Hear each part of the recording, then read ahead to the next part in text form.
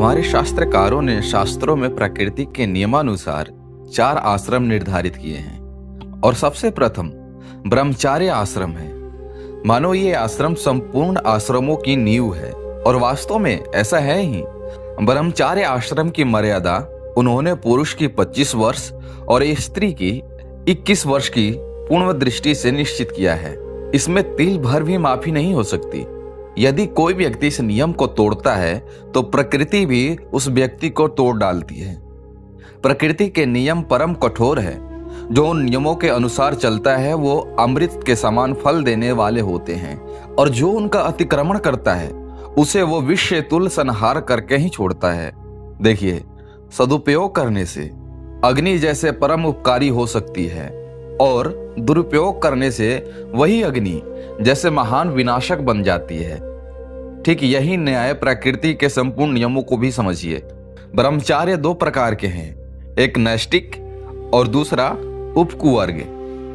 आजन्म ब्रह्मचारी को नैष्टिक कहते हैं और जो गृहस्थ या फिर यथो योग्य ब्रह्मचार्य पालन कर विद्या प्राप्ति करके अनंतर गृहस्थ आश्रम में प्रवेश करने वाले ब्रह्मचारी को उपकुवर्ग कहते हैं। यदि कोई आजन्म मरण ब्रह्मचार्य धारण करे तो फिर पूछना ही क्या, वो इस लोक में सचमुच देवता तुल्य ही पूजनीय हो जाता है। ऐसे बहुत कम पुरुष होते हैं। उदाहरण के लिए श्री सामर्थ्य रामदास स्वामी, स्वामी दयानंद, स्वामी विवेकानंद, स्वामी रामकृष्ण परमहंस वगैरह वगैरह, जितने भी ये उच्च योगी के श्रेणी के जो आदर्श ब्रह्मचारी महात्मा हुए हैं, आज संसार उन्हें पूज रही है। लोग उन्हें प्रत्यक्ष देख रहे हैं। और दूसरा आश्रम गृहस्थ आश्रम है। इसकी मर्यादा 25 वर्ष से लेकर के 40 वर्ष तक ही निश्चित की गई है। इसमें धर्माचरण से चलकर सुप्रजा निर्माण करने की आज्ञा है, न कि कुप्रजा। तीसरा 40 से लेकर 64 वर्ष तक वनप्रस्थ आश्रम। इस अवस्था में अपनी स्त्री को माता तुल्य मानकर उसके साथ विषय रहित शुद्ध व्यवहार रखने की आवश्यकता है। चौथा और अंतिम संन्यास आश्रम, जिसमें कि सर्वांग परित्याग और आत्म कल्याण एकांत का आश्रय लेना पड़ता है और आहारनिश ब्रह्म चिंतन करना पड़ता है, न कि विषय चिंतन। एकमात्र ज्ञानी और विरक्त पुरुष ही संन्यास की अधिकारी हो सकता है। मूर्ख और रोगी पुरुषों का सन्यासी होना पूर्ण लांछनास्पद और अविनाशी पद है। मूर्ख पुरुष खासकर पेट के लिए ही बीच के सन्यासी बन करके रह जाते हैं। देखिए, ऐसे कई मूर्ख और दुराचारी सन्यासी और कई अध्ययन वनस्पति अपनी आंखों से देखते हैं जैसे गृहस्थ आश्रमों को तो अपने आप ही सब दिख रहे हैं। ब्रह्मचार्य और विद्यार्थी।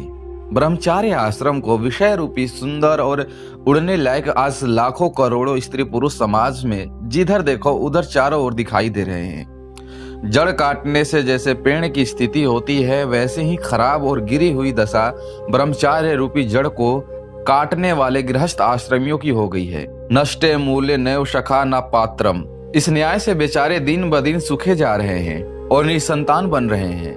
बाल पके हुए हैं, अंधे बने हुए हैं, चश्मे लगे हुए हैं, कमर टूटी हुई है, बाहर भीतर रोगों में घुले हुए हैं, आंख गाल अंदर के तरफ धसी हुई है, दुखी दुर्लभ और नित उत्साही है, निस्वस्थ निस्तेज बन करके अत्यंत डरपोक बने हुए हैं, सब तरह से आत्मपतीत पापी और गुलाम बने हुए हैं, असंख्य दुखों में सने हुए जिंदी ठठरी बने हुए। इस पर भी स्वान शुक्र है कि तमाम कदापि जलते हुए भी 20 से 24 वर्ष के निर्वीय बुढ़े विद्यार्थी गृहस्थ आश्रम में ही आज सर्वत्र दिखलाई दे रहे हैं।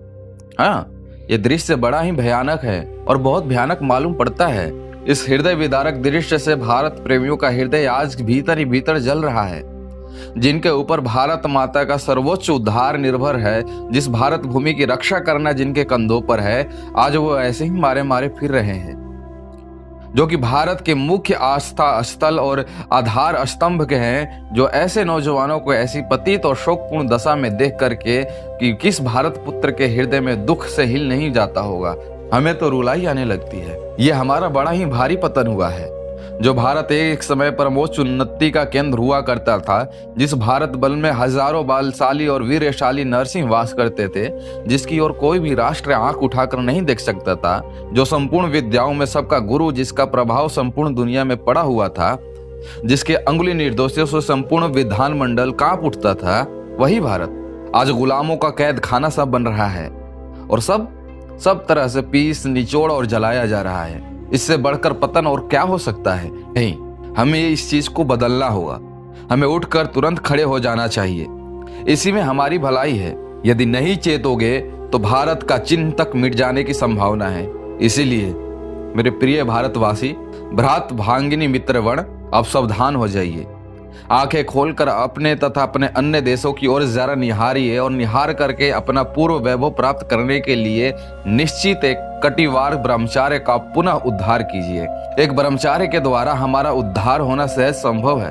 अन्य सब उपाय वृद्ध हैं। बिंदु को साधने वाला सप्त साधुओं को भी अपनी मुट्ठी में कब्जे में ले सकता है।